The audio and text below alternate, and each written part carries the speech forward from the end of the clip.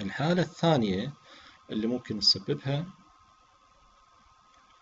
الإيكولاي انفكشن هي الأونفلايتس أو التهاب أو يولك ساك انفكشن. أونفلايتس التهاب السرة أو يولك ساك انفكشن. هذه الحالة تحدث في الأعمار الصغيرة، وعادة ما تأتي الإصابة من ال contaminated egg before incubation in hatchery can be infected from the litter or from the nest, dirty nest or dirty floor will infected egg and penetrate egg shell. فتسبب التلوث الموجود حول القشرة ممكن يسبب penetrating للإيكولاي للإيج شيل، ويسبب التلوث وإصابة البيض قبل ما ندخله بالحضن.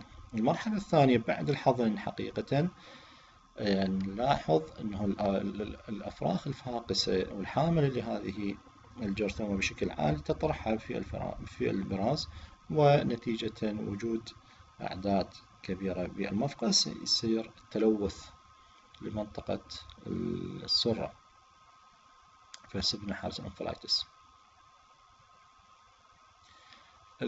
هذه الحالة طبعا نسبة الهلاكات mortality is around 5% to 10%. like some batches of hatched egg can be reached up to 100% of mortality. بعض الوجبات الملوثة جدا بهذه الجرثومة قد تصل نسبة هلاكاتها إلى 100%. طبعا ليجنز راح نشوف انتفاخ منطقة البطن حول السرة نتيجة unabsorbed yolk sac، وهذه لما نفتحها نشوف congestion منطقة الكدني liver ومنطقة البطن واللانكس أيضا. وهذا علاجها أيضا يفضل أنه الحالات الإصابات الشديدة البداية نخلص منها، وطبعا عالجها بأنتيبايوتكس. الحالة الثانية اللي تحدث بالدجاج البياض أو الدجاج البالغ sexual mature، زين، اللي يسموه egg peritonitis. هذا بحالة production of egg تحدث هذه الحالة egg peritonitis، يصير ascending contamination، يعني البكتيريا during laying egg خلال وضع البيض راح تصعد لنا من الفرشة الملوثة إلى منطقة المجمع كلويكا، تدخل إلى منطقة الجهاز التناسلي وتسبب التلوث وإصابة اليولك. فنشوف نتيجة هذا التلوث تصير بيريتونيتس.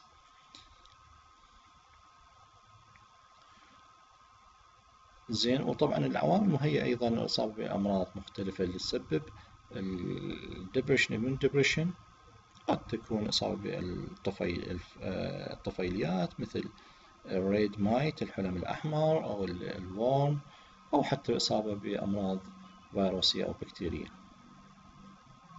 زين، الكلينيكال ساينس نشوف الدجاج خامل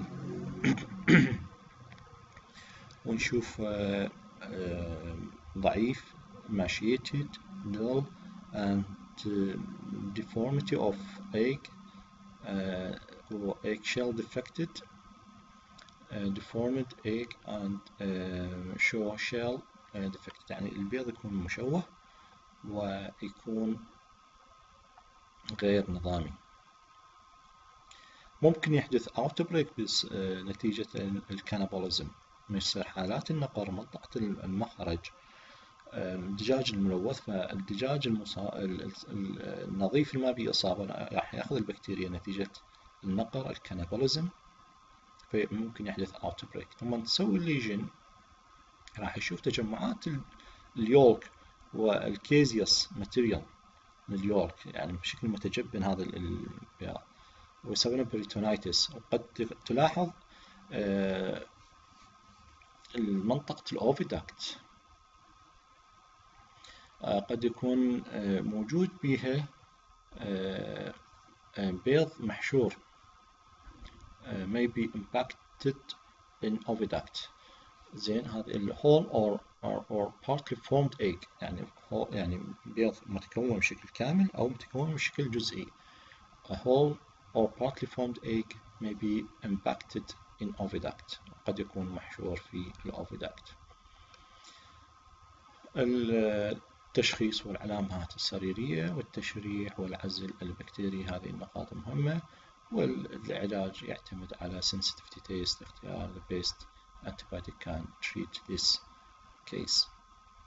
زين الحالة الرابعة الكوليجرانيلوما. الكوليجرانيلوما هاي الحالة تحدث بحالات sporadic cases.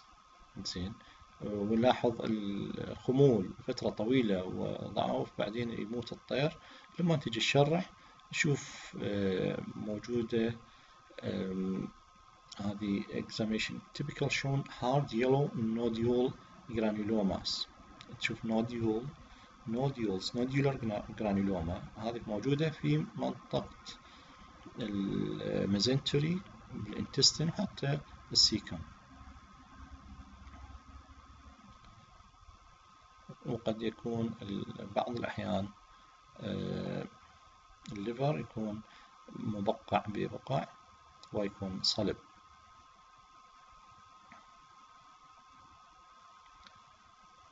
طبعا هذه نتيجة الإدارة السيئة حقيقة تؤدي إلى حدوث هذه الحالات، مثل ما قلنا حالات فردية. نيجي على الحالة الأخيرة اللي هي قبل الأخيرة العفو swollen head syndrome. swollen head syndrome هذه تحدث أيضا في الدجاج فروج اللحم broiler breeder and commercial layers. زين هذه يكون swelling head around eye subcutaneous or for face skin or facial skin بالإضافة عن peri-orbital tissues. هذا يكون swelling with oedema in facial skin and peri-orbital tissues with oxidate, caseous oxidate in conjunctiva sacs. زين facial subcutaneous tissue and lacrimal gland هذه اللي تحدث بها الإصابة منطقة الوجه اللي هي subconjunctival area and preorbital tissues وعندنا الفيشيال skin. وهذه موجودة قد تكون بها موجودة مواد متجبنة caseous material أو caseous exudate بنلقاها.